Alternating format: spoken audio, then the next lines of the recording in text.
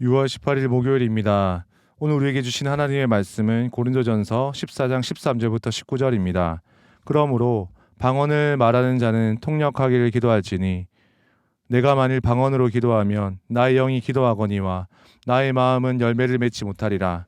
그러면 어떻게 할까? 내가 영으로 기도하고 또 마음으로 기도하며 내가 영으로 찬송하고 또 마음으로 찬송하리라.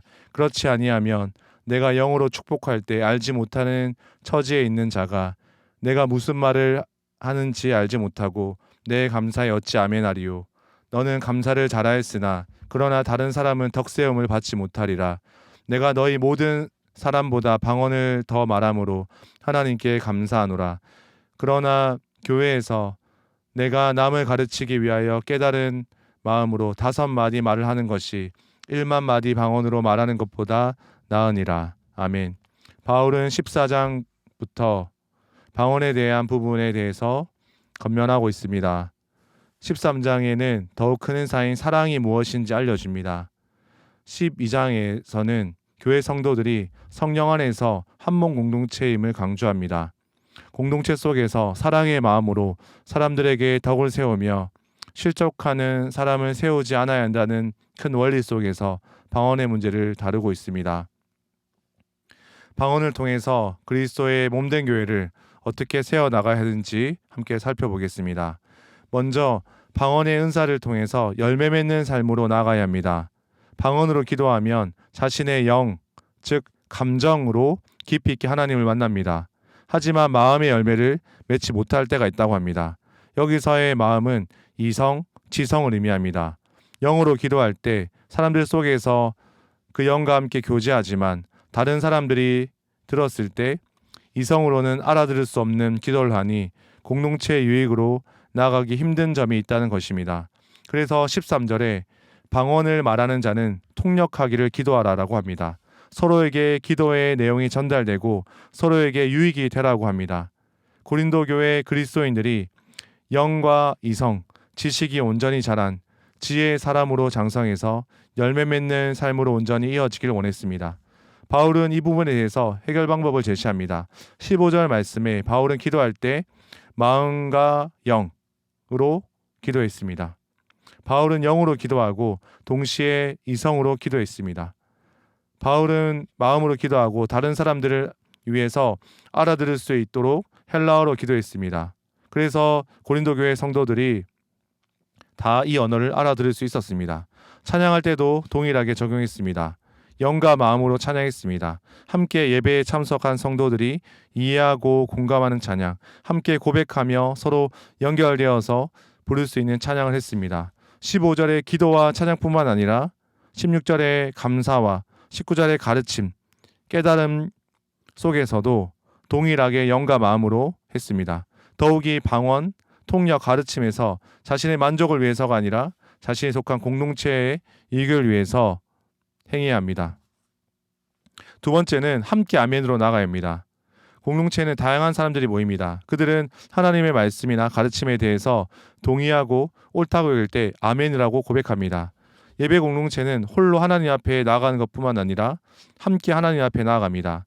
함께 드려지는 예배 기도 때 알아듣지 못하는 방언으로 한다면 아멘은 불가능합니다. 특별히 16절에 알지 못하는 처지에 있는 자들을 제대로 돌아보라고 합니다. 그들은 아직 교회에 깊이 들어오지 않는 외인의 입장에 있는 자들입니다. 불신자와 제대로 된 그리스도인의 사이에 있는 자들입니다. 교회 여러 가지 예전이 생소한 사람들, 특정한 활동이나 직무를 맡지 않은 신자들이 하나님의 말씀을 제대로 깨달을 수 있도록 세밀하게 돌보라고 말합니다. 그렇지 않을 때 이들이 방언으로 기도하는 것을 제대로 받아들이기 힘들다는 것입니다.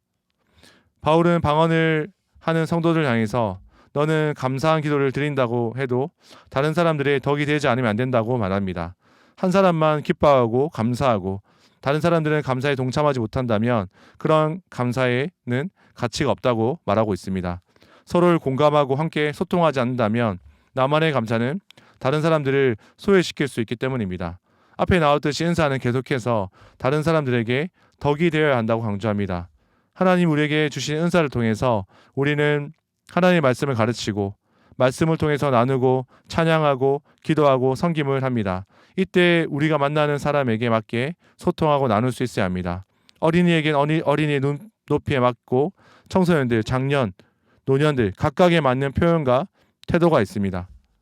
함께 부르는 찬양을 할 때도 찬양 인도자가 또 찬양팀이 너무 몰두해서 감정적이고 함께 부르는 회중들은 그렇지 않다면 스스로를 계속해서 돌아봐야 합니다. 세 번째로 알아듣기 쉬운 짧은 가르침이 이해되지 않는 신비한 언어로 말하는 것보다 낫습니다. 바울은 자신에게 주신 방언의 은사를 통해서 감사했습니다. 은사를 선물로 받을 때 귀한 마음을 가지고 있었습니다. 방언을 통해서 하나님을 더 깊이 있게 만날 수 있었습니다. 하지만 19절에 남을 가르치기 위해서 깨달은 말씀은 1만 마디 방언으로 말하는 것보다 낫다고 말합니다. 교회에서는 공적인 장소에서는 알아듣지 못하는 신비한 방언으로 말하는 것보다 이성, 지성, 의지를 통해서 깨달은 말씀으로 다른 사람을 가르치는 것이 귀하다고 합니다. 하나님으로 인해서 듣고 깨달은 말씀을 전하라고 합니다. 바울이 전문에게 방언보다 예언을 더 사모하라는 것과 연결합니다. 3절의 예언은 앞으로 일어날 일을 미리 알리는 것이 아니라 하나님의 말씀을 대언하고 대신 전해주는 것입니다. 우리에게 계시한 말씀을 듣고 배우고 정리해서 성도들에게 그 말씀을 전함으로 인해서 덕을 세우고 열매 맺는 삶을 이어가라고 권면하고 있습니다. 방언은 하나님이 주신 귀한 은사입니다. 이 은사는 공동체를 세워나갈 때 성도들의 덕을 세우며 온전한 성장을 누려야 합니다. 감정, 비이성적인 부분에만 치우쳐서 기도 찬양에만 그치는 것이 아니라 우리에게 주신 이성, 의지 부분도 함께 성장해서 열매 맺는 온전한 성도로서의 모습으로 자라야 합니다. 디도서 3장 14절에 또 우리 사람들도 열매 없는 자가 되지 않게 하기 위하여 필요한 것을 준비하는 좋은 일에 힘쓰기를 배우게 하라라고 말씀합니다. 그리고 온 성도들이 마음으로 함께 아멘할 수 있도록 서로 공감하며 이해할 수 있는 언어로 소통해야 합니다. 세대 차이와 상관없이 모든 세대가 함께 이해, 공감하고 공유할 수 있는 기도, 찬양, 가르침과 나눔이 이어지기를 소망합니다.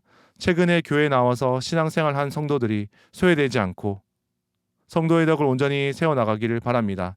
마지막으로 우리가 깨달은 말씀, 하나님이 우리에게 주신 하나님의 말씀을 지체들이 알아들을 수 있도록 가르쳐야 합니다. 예배와 다락방, 모임, 주일학교, 가정, 직장에서 우리에게 주신 은사를 통해서 우리에게 맡겨진 영혼에게 말씀을 전하며 가르치고 섬김으로 인해서 함께 성장하는 공동체를 세워나가기를 소망합니다. 고린도전서 14장 20절에 형제들아 아이가 되지 말고 악에는 어린아이가 되라 지혜는 장성한 사람이 되라라고 권면합니다. 함께 하나님의 말씀으로 인해서 온전한 성숙, 성장 있기를 소망합니다. 기도하겠습니다. 하나님 아버지, 우리에게 주신 은사를 통해서 우리가 그리스도 안에서 온전한 성장과 성숙이 있기를 원합니다. 교회에서 드리는 예배가 그리스도 안에서 하나가 되어서 함께 주님 앞에 나아가는 은혜를 경험하기를 소망합니다. 우리에게 주신 은사를 다른 사람을 말씀으로 세우는데 사용할 수 있도록 은혜를 허락해 주시옵소서. 예수님의 이름으로 기도드립니다. 아멘.